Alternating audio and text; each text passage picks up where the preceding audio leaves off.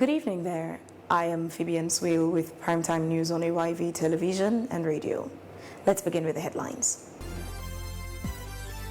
Minister of Information and Civic Education urges citizens to go about their normal businesses following rumors on social media about a proposed planned protest.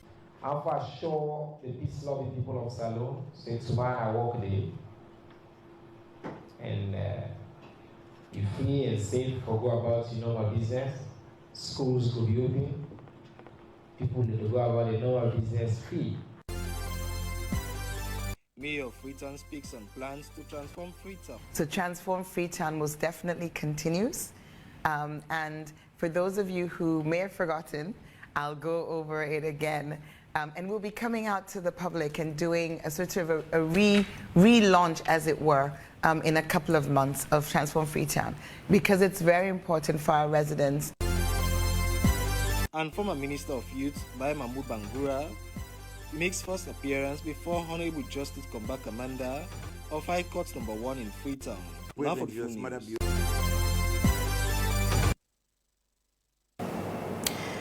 Now, the Ministry of Defense and the Republic of Sierra Leone Armed Forces have, in a press release, noted that their attention has been drawn to a growing number of illegal occupants and makeshift structures around the western area barracks and upcountry formations and units.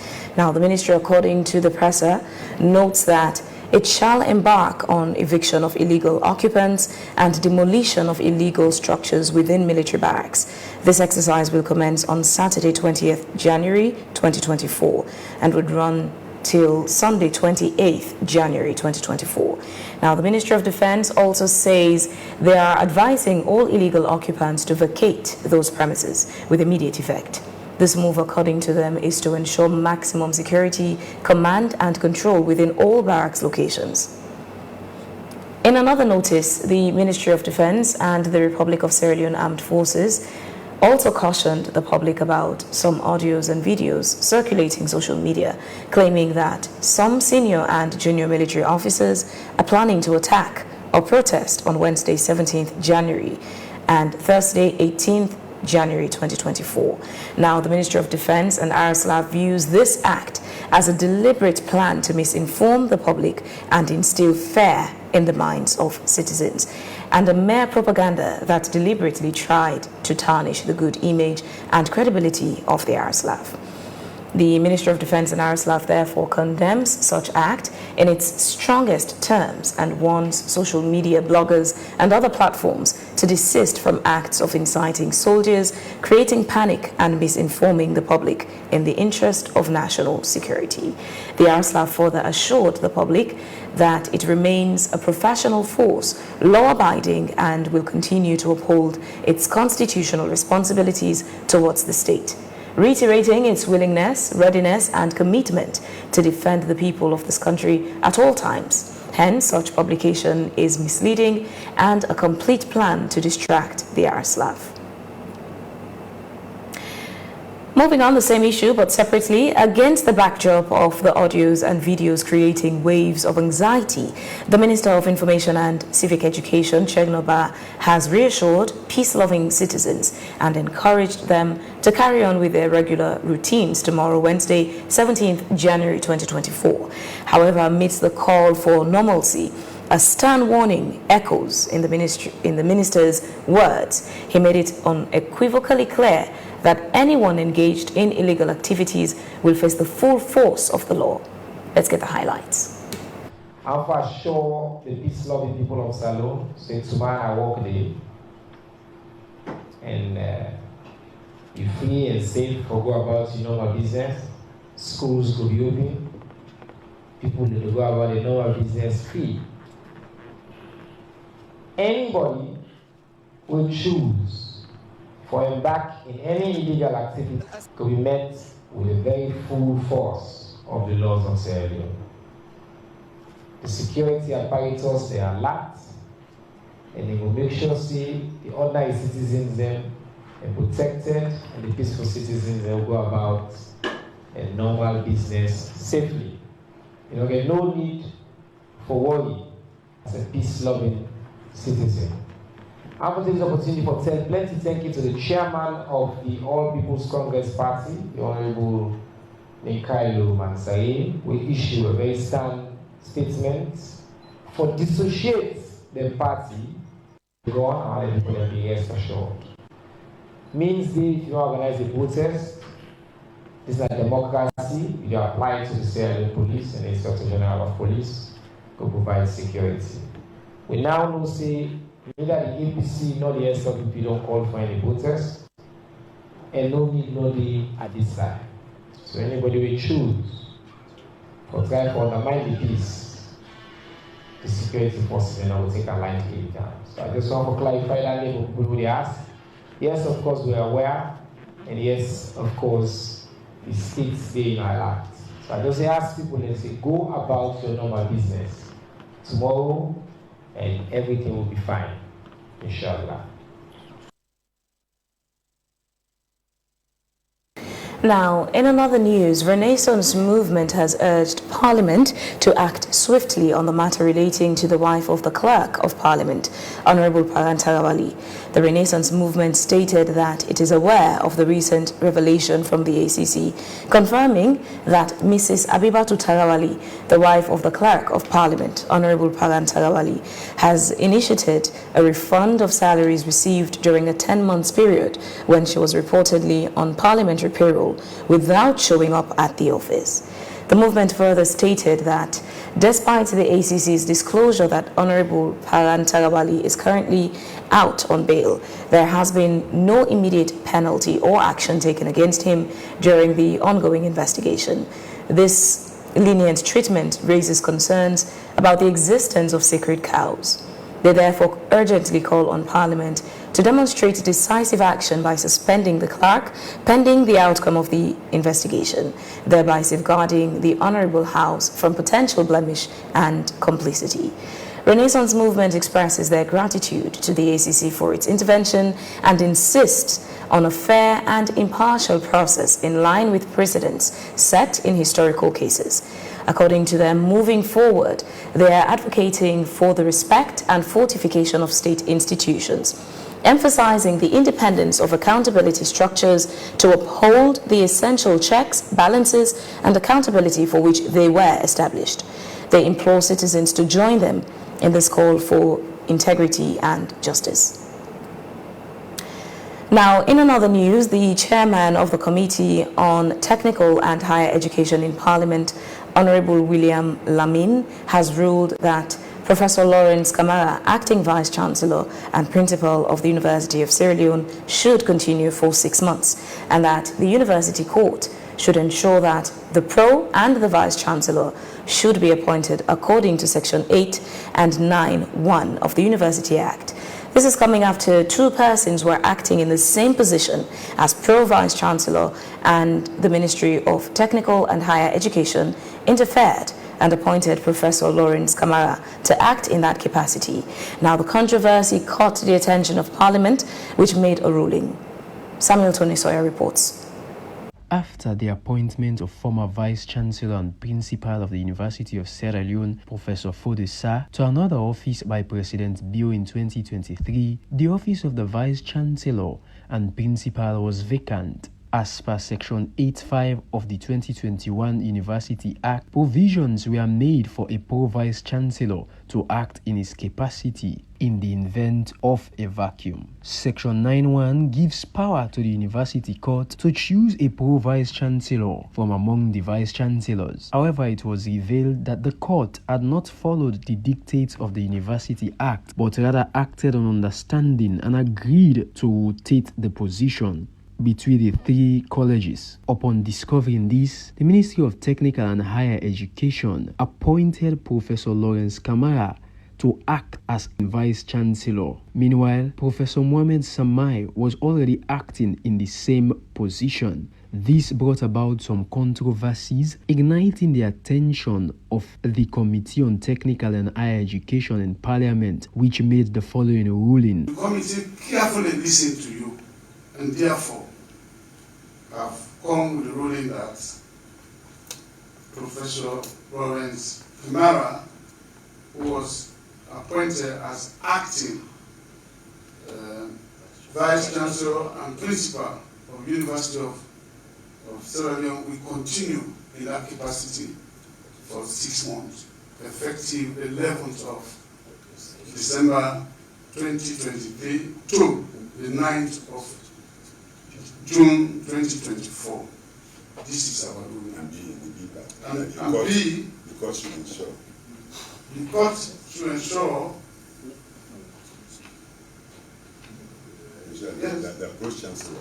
And the court should ensure that the group and the vice chancellor should be appointed according to the University Act, Section 1(1) and Section 8(1)(2). Clearing the air on whether it is legal to have an agreement instead of due process, Chairman of the committee, Honorable Joseph William Lamin, says, Well, they say it was a conventional. It was not constitutional. There is nowhere in the Act that says that there should be an understanding that when this position is vacant, one of the campuses should fill in that gap, and after that, another campus is. Now that Parliament has made a ruling on the matter, it is expected that sanity will be restored in the academic space. Samuel Tony Sawyer, AYV News, Freetown.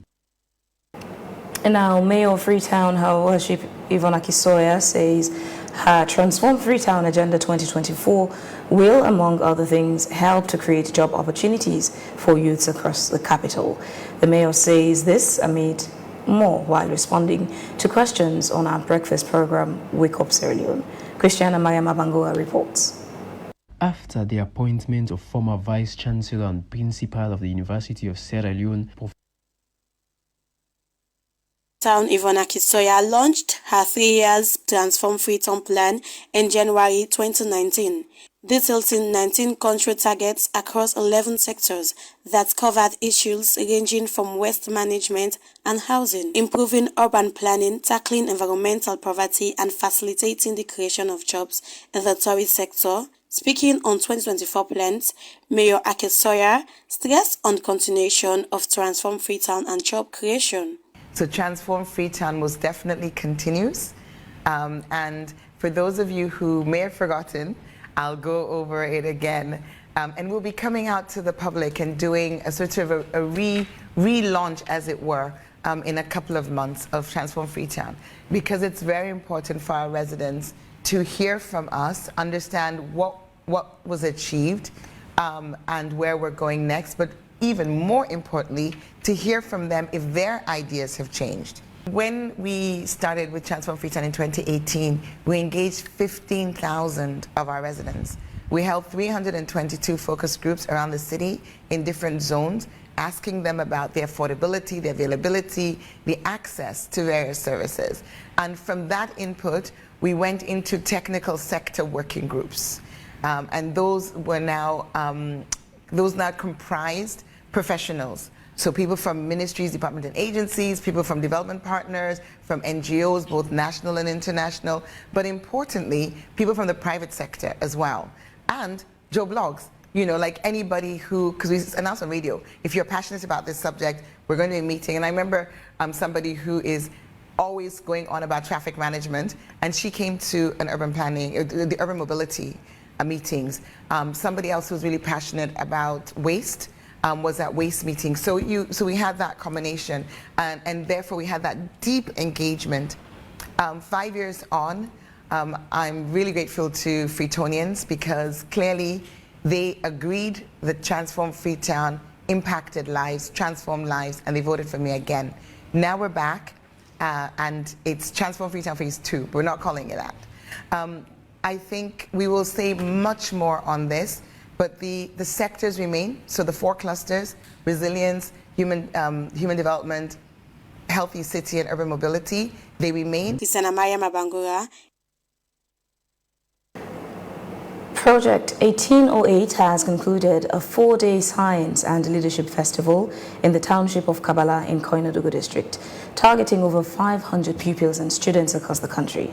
Now, the founder and chief strategist of the project, Professor Alhaji Umaru Njai, says the key objective of the event is to build up more aspirational leaders in the country to enhance transformation. Memunatu Suma was part of the event. Shena reports.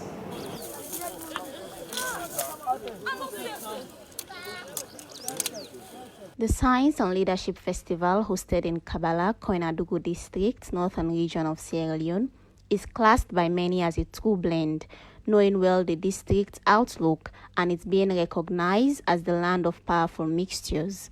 This year's theme is centered on science, engineering, art, mathematics, and leadership, while integrating a mixture of culture in the process of capacitating students and building on their knowledge in these mind-blowing topics. Professor Alhaji Umar Unjai, founder of the project, speaks on the long-lasting impact the festival would create in the lives of participants and, by extension, the country.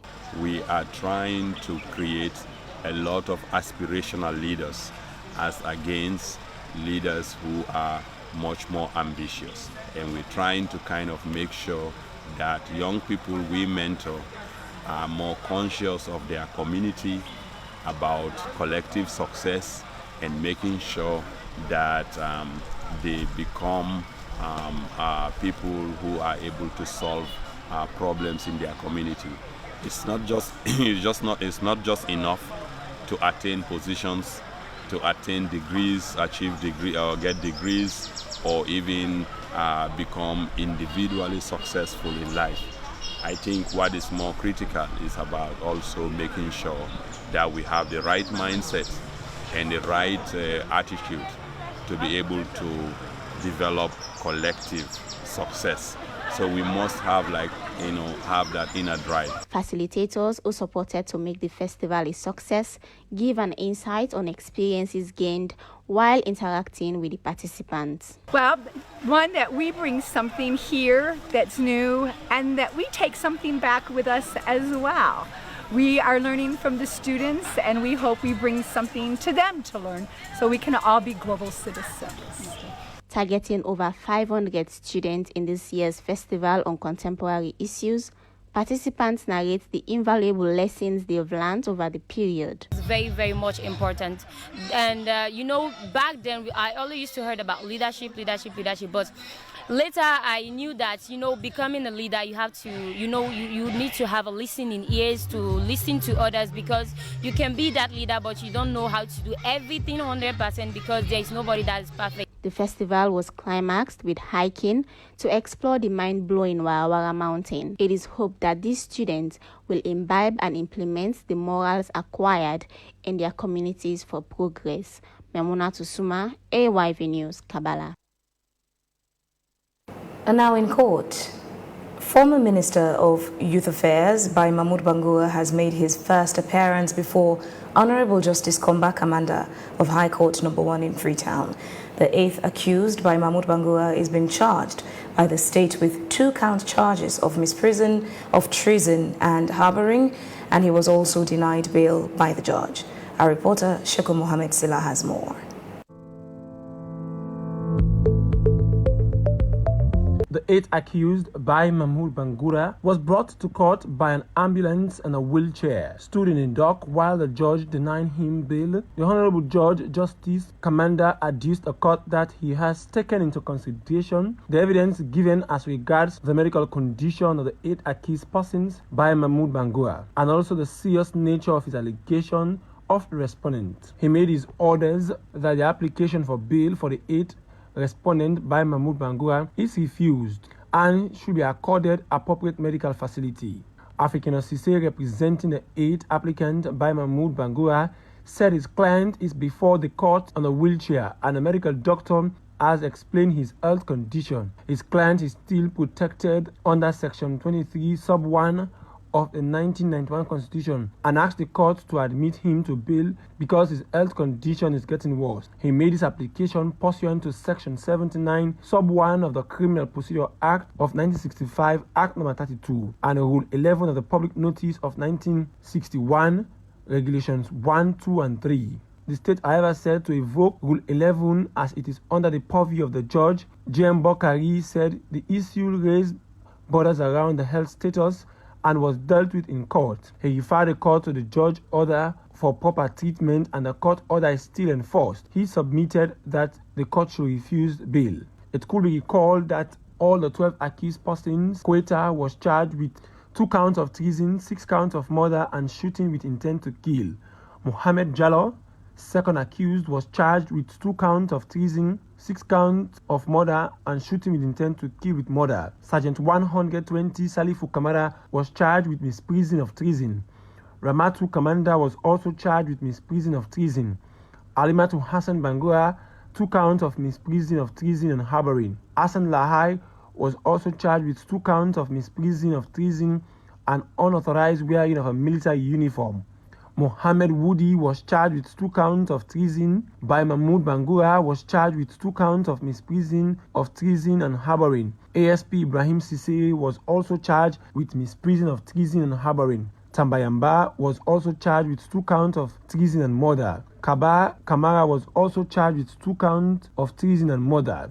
Abdul Sori Hassan Kamara was also charged with 2 counts of treason and murder.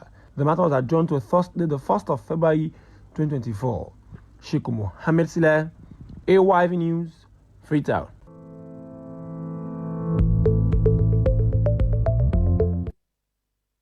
This is Primetime News on AYV Television and Radio. We'll be back with more stories after this break.